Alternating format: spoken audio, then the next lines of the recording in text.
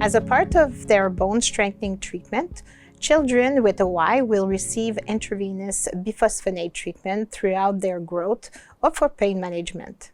These procedures can cause a great deal of pain and anxiety in children. IV procedure may be more challenging in children with OI than in other children because the vein could be fragile due to collagen defect in OI, as well as children with OI must be handled with care to avoid fracture. Continue watching the video to learn how we, at the Shriners Hospital for Children Canada, give IV treatment in 4 steps while empowering patients and their caregivers.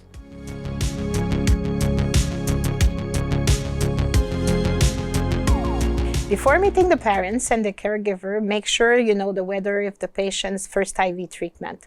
If the patient has received IV procedures at another hospital, you may ask them, so how was the first time, if they had a favorite arm, a favorite place for the IV. It's important also, especially for the OI, if they receive a first treatment already or if they had ever a surgery done to their arm with a nail put in. It will give me strength and I will know a little bit more how to do my compression to find my vein. So another question too that I could ask is if ever the patient needs to have any numbing cream. Sometimes we do, and it would be a good time to apply the cream. If a caregiver is anxious or sensitive to seeing blood, it may be best they leave the procedure room as they could communicate their anxiety to their child. In this case, your healthcare teams will be assisting the patient. Other patients are very comfortable with IV and know what to expect.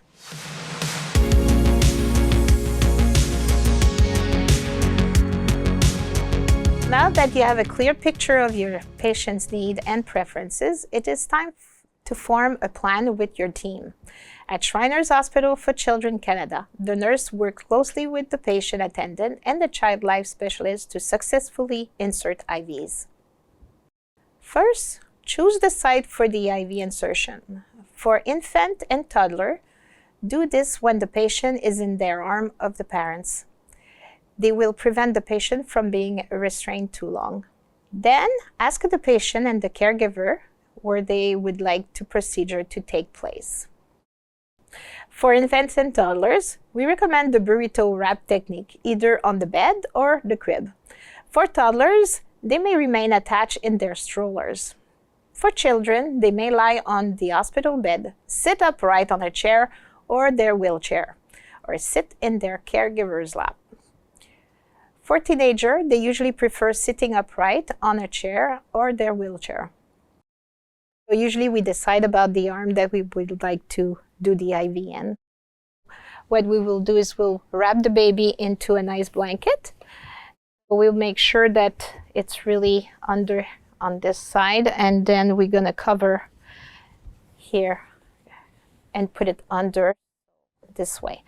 The mother, usually the parents, will be here to hold on to the legs, and they will be at proximity to talk with them and try to recomfort them. So in this way, it gives me the arm easy access. My role in the treatment center is to help children cope during an IV insertion. Oftentimes, a child getting an IV is preoccupied and anxious. They associate getting an IV with the pain that comes with it. To begin with, we work very closely with the nurses to find the best positioning for comfort for the child during an IV insertion. One of these positions is having the parent sitting on a chair and the child facing them on their lap. The parent can thus provide reassurance throughout the procedure, bringing comfort and security to the child. We begin by helping them relax by encouraging deep breathing. Bubbles are often used for this. Asking the child to take a deep breath and blow out to make bubbles allows their body to relax and makes IV insertion easier. Pinwheels are also great for practicing deep breathing, as a child needs to take a deep breath in order to be able to blow enough air to make the pinwheel spin. We also seek to reinforce the child's attention through distraction techniques using age-appropriate items. For a toddler, we might use puppets and do sing-alongs with them. For younger children, we use kaleidoscope, rain sticks, magic wand, I Spy books, liquid timer, pop-up books, and book with sounds. For teenagers, we give them a stress ball to squeeze and encourage them to close their eyes and listen to music. Virtual reality is currently being introduced with certain patients during IV insertion. Virtual reality allows the patient to enter into a virtual world and interact with it in order to take their mind off the IV insertion. Finding the right distraction is one of the key elements in making their experience easier.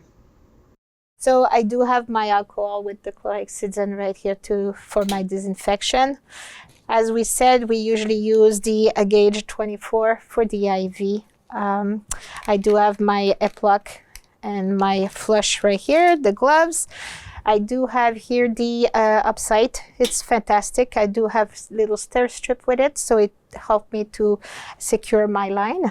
So sometimes, as you know, OI patients, especially the type 3, have tendency to sweat. They get moist a lot. So sometimes I could use the Mestisol. It's a little glue and it will help me to keep my bandage in place. Okay, so once, depending on where the IV will be in, I will use a little board, and I use this Coban here to attach it for the arm to make sure I don't lose my IV site. So now I would like to show you also another gadget that we have here, the AccuVein. It's a wonderful tool. Sometimes it's very difficult to find a vein or see if there's any valves or anything. So we use this.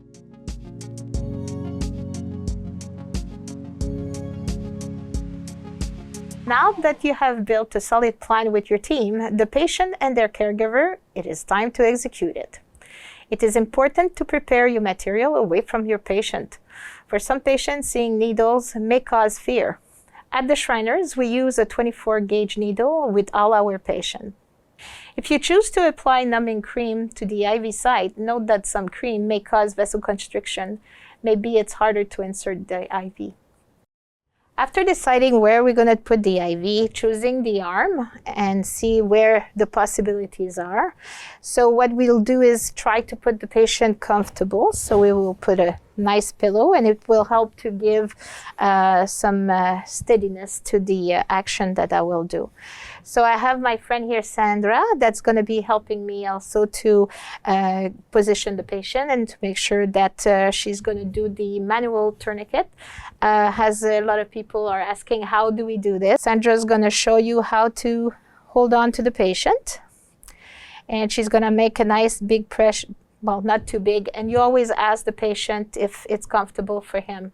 Never go over and put it over too hard, just to make sure that she is comfortable and it's not too hard for her. As we see, my patient here, the vein is here. The easiest way right now I found a vein right here on her hand. So I'm going to ask my friend Sandra to do a little manual compression. And you will see the vein. Can you do this, Khadija? Just bring it up. And you see it's right and perfect for the IV insertion. So I'm gonna do the disinfection. So 1, 2, 3, and it's a go.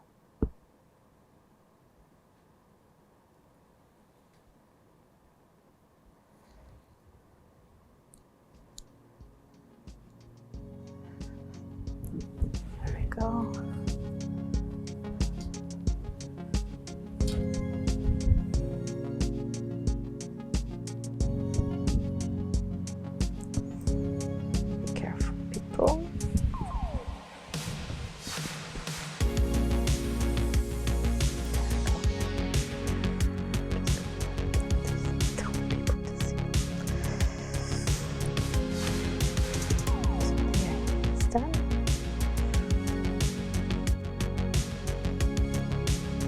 Let go.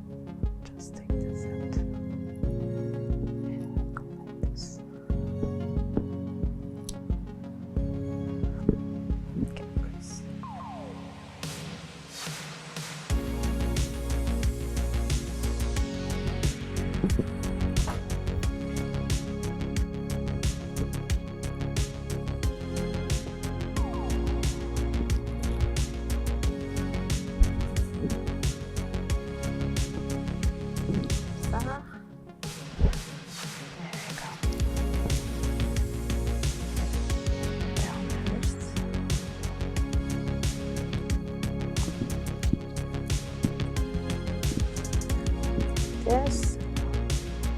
Right here.